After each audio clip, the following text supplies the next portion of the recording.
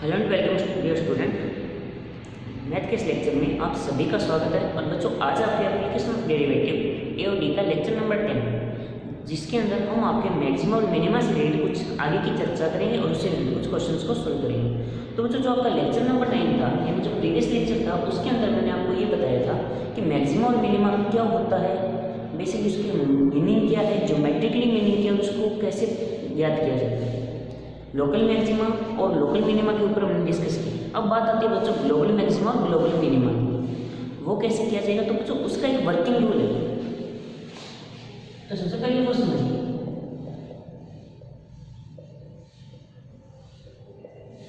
यानी कोई भी फंक्शन हो, जब देखो अभी तक बच्चों जो हमने क्वेश्चन किया वो लोकल या ग्लोबल, वो एक इंटरवल के अंदर लिया था।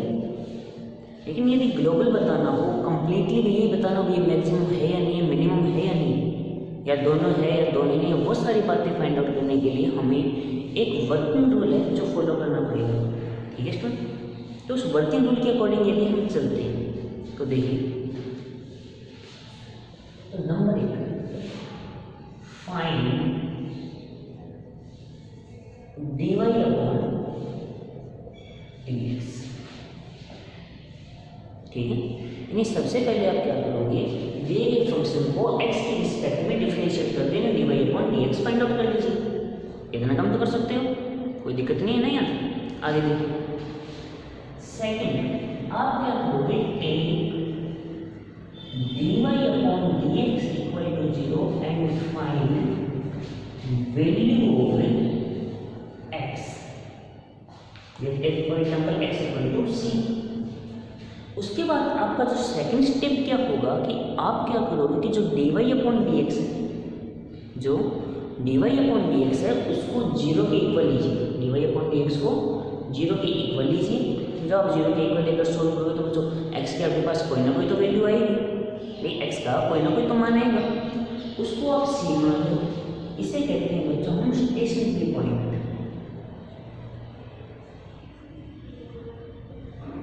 ठीक है, हाँ, ये नहीं कि x के केवल एक मान के लिए ऐसा पॉसिबल हो, एक से ज़्यादा मानों के लिए भी ऐसा संभव हो सकता है। ठीक है, ये दिया जाए कि f dash x equal to 0, बच्चों ये जरूरी नहीं है कि वो किसी एक ही मान के लिए पॉसिबल हो, वो एक से ज़्यादा मान के लिए भी पॉसिबल हो सकता है। भाई 0 को 0 थोड़ा एक के लिए हो। ठीक है, इसके बाद थर्ड आप find d square y upon dx,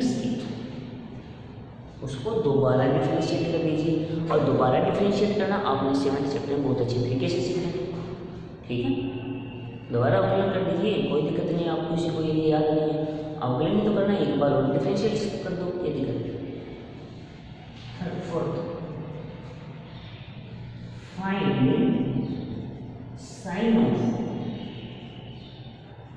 d square y upon dx square at x equal to c।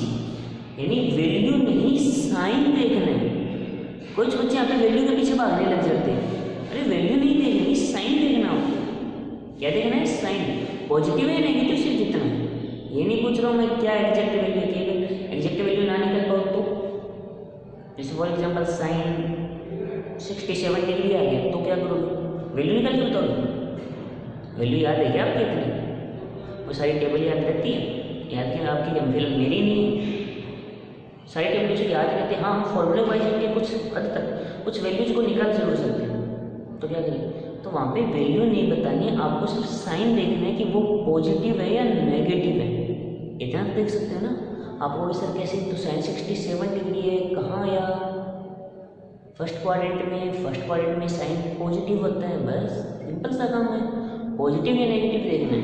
ठीक है, तो देन यदि मान लीजिए आपका d square y upon dx square positive आता है तो वो केस होगा आपका मिनिमम। कल जो रूल बताया था उसके अंदर दोबारा आगे वाले से नेगेटिव, पॉजिटिव हो तो मिनिमम होता है, नेगेटिव हो तो मैक्सिमम, इस वजह से कुछ कर सकते हैं। और ये यदि नेगेटिव वैल्यू देता है उस कंडीशन में x इक्वल टू c पर आपका ये क्या होगा, मैक्सिमम, यानी उस पॉइंट के ऊपर आपको एक मैक्सिमम वैल्यू देगा। ठीक है, और थर्ड केस यदि ये क्या आता है 0 आ जाता है, फिर ना तो वो मैक्सिमम है और न ही वो मिनिमम। उसके बाद की प्रोसेस क्या होगी वो भी बताता हूँ, ठीक है। इसके बाद आप क्या करोगे, इसको दोबारा डिफरेंशिएट करोगे, यानी तीसरी बार थर्ड टाइम उसको 0 के इक्वल लोगे, x की वैल्यू फाइंड आउट करोगे, फिर फोर्थ टाइम डिफरेंशिएशन करोगे, उसके अंदर को यदि वो पॉजिटिव तो मिनिमम, नेगेटिव तो मैक्सिमम, ऐसे ही प्रोसेस आप आगे चलाओगे। देखिए स्टूडेंट, जो आपका सिलेबस है उसके अंदर जो क्वेश्चन है, बुक के अंदर जो क्वेश्चन है, एक बार सिर्फ आपके सिलेबस के अकॉर्डिंग इतने से ही काम आपका चल जाएगा, ठीक है। वैसे तो बच्चों ग्राफिकल मेथड है, ग्राफ के थ्रू भी पता चल जाता है, ठीक है। तो बताइए बच्चों, कोई डाउट है? यहाँ पे देख लीजिए, यहाँ पे एक एकदम छोटा सा क्वेश्चन था जो ध्यान से समझिए कि यदि कोई कर्व के लिए दो पॉइंट पर वैल्यू इक्वल और वो कंटिन्यूअस होने के बीच, तो याद रखना वो अपने मैक्सिमम या मिनिमम वैल्यू पक्के के बीच देखना, ठीक है। एक बात बताता हूँ, ध्यान सुनिए। हालांकि इस कंसेप्ट का क्वेश्चन में तो बहुत कम यूज करेंगे, आपके सिलेबस के अकॉर्डिंग क्वेश्चन में इनका यूज नहीं है, ठीक है।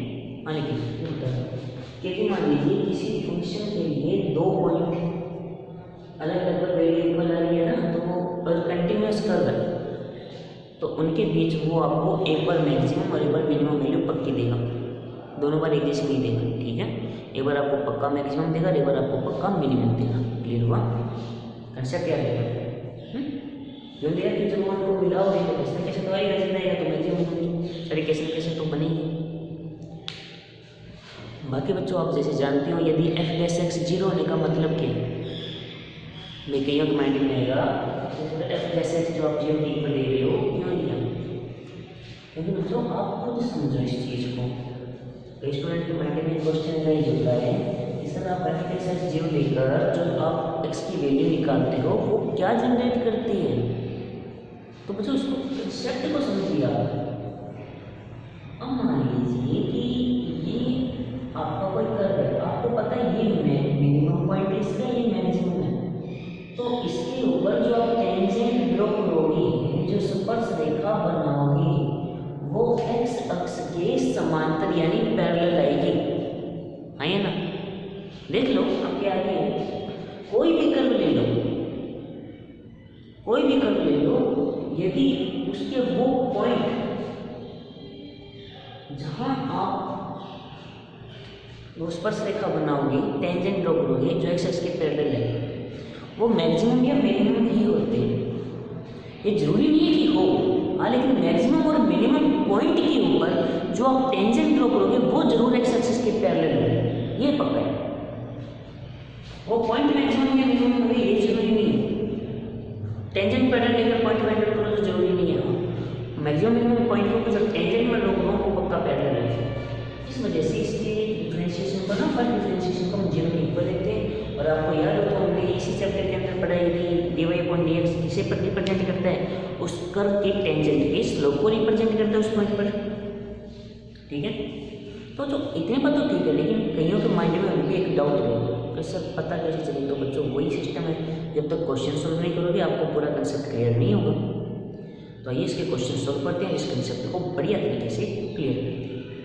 इतनी कहानी तो समझ आ रही है, बड़ी याद रखना है। कुछ क्वेश्चन होंगे जैसे देखते पता चल जाएगा आपको, एक कुछ क्वेश्चन ऐसे भी होंगे यहाँ पे आपको ये प्रोसेस अप्लाई करनी पड़ेगी। हम तो बस मेन प्रोसेस नहीं है, इसी को अप्लाई करेंगे, ठीक है। तो ये जो आपका एग्जाम्पल नंबर 30 स्टूडेंट बुक का, आज मैं सब कुछ समझाता हूँ, ठीक है। बाकी टाइम से देखिए 4 पार्ट इसके पहले है y = 1 का whole square plus 3।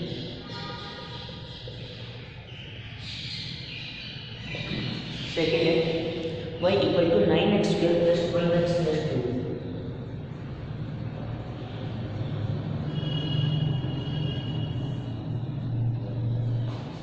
Third -x - 1² + 10।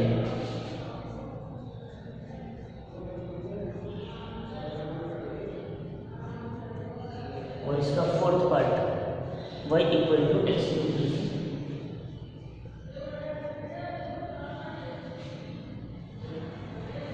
इन चारों पार्ट को बच्चों सीधा भी समझने का प्रयास करते हैं आपके बेसिक नॉलेज के ऊपर। यदि बच्चों आपको 11th क्लास में फंक्शन ढंग से याद है जो पढ़ा था आपने, तो पूरा तो मैं नहीं कह सकता, लेकिन उससे बेसिक जो रिलेटेड बातें अगर वो आपकी याद है थोड़ी बहुत भी, तो इन क्वेश्चन को आप डायरेक्टली देख कर ही बता दोगे। सबसे पहले फर्स्ट क्वेश्चन जो हम लेते हैं y इक्वल टू, अब ये क्वेश्चन देखते ही मुझे पता चल गया कि ये मिनिमम का क्वेश्चन नहीं, मिनिमम का क्वेश्चन है, मैक्सिमा का नहीं है। मुझे देखते ही पता चल गया। अब आपको वो सब देखते ही हमें कैसे पता चले, पता चल जाएगा। देखो ये स्क्वायर है, इसका मतलब ऑलवेज पॉजिटिव, यानी मैं यदि x को बढ़ाता जाऊंगा चाहे मैं पॉजिटिव कर लेके जाए नेगेटिव, इसे तो ऊपर की ओर खींच जाता जाएगा। अब इस 3 हो रहे तो बच्चों याद रखना maximum positive value 0, minimum negative value 0, 2 word याद रखना। यानी यदि कोई मैक्सिमम पॉजिटिव, सॉरी वो पॉजिटिव के अंदर जो मिनिमम है 0 है, नेगेटिव के अंदर जो मैक्सिमम भी 0 है, ये याद रखो। ठीक है, पॉजिटिव के अंदर मिनिमम 0 होगा और नेगेटिव के अंदर मैक्सिमम 0 होता है। ठीक है, तो ये पॉजिटिव है तो इसका तो फिर मिनिमम ही होगा ना, जो एक्स के पर बढ़ाऊंगा, एक्स को बढ़ाऊंगा तो आगे और बढ़ता जाएगा, इसका मिनिमम क्या होगा 0, मिनिमम 0 होने का मतलब x माइनस 1 0 ही हो सकता है, छोटा सा छोटा, x इक्वल टू 1/2 पॉइंट होगा और यहाँ वैल्यू 0 + 3 3 हो जाएगी। ठीक, हाँ इसको थोड़ा सा करना पड़ेगा। ये देखो इसके अंदर माइनस लग गया तो ये नेगेटिव की ओर जाएगा, यानी ये मैक्सिमम है, ये 0 + 10 एक्स क्यूब ना मैक्सिमम होता है ना मिनिमम, क्योंकि ऐसा एग्जाम्पल मैंने कल आपको दिया था। लेकिन हम इसको प्रॉपर्ली सोल्व करते हैं, समझते हैं। करो सोल्व, dy अपॉन dx क्या आ जाएगा 2 आ गया, 2x माइनस 1 फिर 2 का 2 आ जाएगा प्लस 3 का 0, तो 4 ये हो जाएगा 8x माइनस 4, ये आ गया dy अपॉन dx। फिर क्वेश्चन सोचिए कि dy अपॉन dx को आप 0 के इक्वल लीजिए। जब आप 8x माइनस 4 को 0 के इक्वल लोगे तो जो x की वैल्यू आपके पास कितनी आ जाएगी 1/2। इतनी बात तो सही है, कोई टफ काम नहीं है। तो जो इतना काम आपने इंक्रीजिंग और डिक्रीजिंग के अंदर भी किया है वर्धमान राशि में, ये नहीं किया। इसके बाद आप ये देखिए कि जब आप इसको दोबारा डिफरेंशिएट करोगे d² y अपॉन dx को, तो क्या दिया गया 8 ऑलवेज ग्रेटर देन 0, क्या आया ऑलवेज ग्रेटर देन 0 ना 8, तो इसका मतलब x मुझे आगे नहीं जरूरत नहीं पड़ी। इसका मतलब ये नहीं कि वो मैक्सिमम में मिनिमम नहीं होगा, तो बिना जरूरत पड़े भी हो सकता है पॉजिटिव, हमेशा पॉजिटिव नेगेटिव से मतलब है, x रखने पे है बिना रखने उससे कोई दिक्कत नहीं है। ठीक है, तो इससे ये पता चल गया कि ये कर्व क्या है मिनिमम है। कहाँ मिनिमम है x इक्वल टू 1/2 पर, और कितना मिनिमम है तो इसकी मैं रख के देख लो 2 × 1/2 - 1 का होल स्क्वायर प्लस 3 ये गया 1 - 1 0, तो y की वैल्यू 3। यानी बच्चों अब इसका कहने का मतलब ये हो गया कि इसकी जो मिनिमम वैल्यू है वो 3 आएगी, और कहाँ आएगी x की जगह 1/2 रखने पर आएगी। इसके अलावा आप x का कोई भी मान रखो 3 से बड़ा या कोई पता करना सब 0 रख के दे, ये 0 1 का स्क्वायर है 3 और 1 4, कोई कहेगा सर मैं -1 रख के दे दूँगा, -1 रखोगे जब आप यहाँ पर तो -2 - 1 -3 होल स्क्वायर 9 + 3 12 होल है, यानी x की जगह अब आप कुछ भी रख लो 1/2 को छोड़कर, जो रिजल्ट आएगा वो आपका हमेशा 3 से बड़ा होगा। तो इस वजह से ये मिनिमम वैल्यू हुई या नहीं, जो बाकी सब इससे बड़े हैं तो ये छोटे से छोटी वैल्यू 3 और कहीं बताइए बच्चों। जो आपको क्वेश्चन नंबर इसका फर्स्ट है वो समझ आया नहीं है, क्वेश्चन नंबर फर्स्ट क्लियर हो गया, वो पूरा प्रोसेस समझ आनी चाहिए ना। सेकंड देखिए इसका, सेकंड देखिए y equal to 9x² plus 12x plus एक बार डिफरेंशिएशन dy अपॉन dx क्या हो जाएगा 18x + 12 जब आप 18x प्लस 12 को 0 के इक्वल लोगे तो x आ जाएगा -12/18, यानी माइनस का 2/3। d2y/dx क्या हो जाएगा 18 greater than 0, that's value is minimum. देख सकते हैं 18 जो है वो है ग्रेटर देन 0, मिनिमम हो गया। लेकिन कितना मिनिमम होगा, मिनिमम तो होगा लेकिन कितना होगा वो पता करना है। तो -2/3 यहाँ रख लो, तो 9 इंटू -2/3 का whole square plus 12 into -2/3 plus 2, फिर रहेगा 9 इंटू 4/9, ये 4 से कैंसिल हो जाएगा, प्लस 4 इंटू -2 प्लस 2, 9 से 9 गया तो 4 - 8 प्लस 2 तो आ जाएगा -2। जो इस क्वेश्चन की जो मिनिमम वैल्यू आएगी वो आएगी -2, लेकिन कहाँ होगी वो x की वैल्यू और -2/3 होगी। इसके अलावा चलो मैं और कुछ रख के देखता हूँ, 0 रख के देखता हूँ कितना आएगा, 2 आएगा। -2 से तो बढ़ेगा, 1 रख के देख लेता हूँ, 1 पॉजिटिव है, नेगेटिव -2 होंगे तो 4 इंटू 9 36 प्लस का हो जाएगा, और 12 इंटू -2 -24 तो प्लस 12 प्लस 2 14, तो बहुत ज़्यादा जा रहा है। यानी बच्चों प्रत्येक केस में जितने भी केस बनेंगे उन सब के अंदर माइनस जो 2 से बड़ा ही रिजल्ट आ रहा है, यानी -2/3 जो होगा उस पॉइंट के ऊपर ही आपका क्या होगा, मिनिमम वैल्यू देगा, मैक्सिमम नहीं देगा। मैक्सिमम तो क्या है, एक्स आप कितने बढ़ाते जाओगे और बढ़ता जाएगा, ठीक है। मैक्सिमम मिनिमम कंसेप्ट बच्चों क्या है कि उससे बड़ा रिजल्ट नहीं आना चाहिए, तब तो वो मैक्सिमम है, और उससे छोटा नहीं है तो वो मिनिमम है। यानी अब आपके मन में जो वैल्यू हो इससे छोटा यदि रिजल्ट आ जाए तो मिनिमम, लेकिन वो आएगा नहीं तो अपने मिनिमम हो गया ना। मैक्सिमम होगा जिससे बड़ा कोई ना हो, बड़े से बड़ा मैक्सिमम कहते हैं हम उसको, ठीक है। अब तो कंसेप्ट क्लियर हो गया होगा, प्रोसेस समझ आ गई होगी एक बार, अच्छा प्रोसेस समझ आ गया ना। हाँ, बाकी हम कुछ और 2 क्वेश्चन और करते हैं जिनके थ्रू आपके कंप्लीट प्रोसेस समझ आ जाएगी। देखिए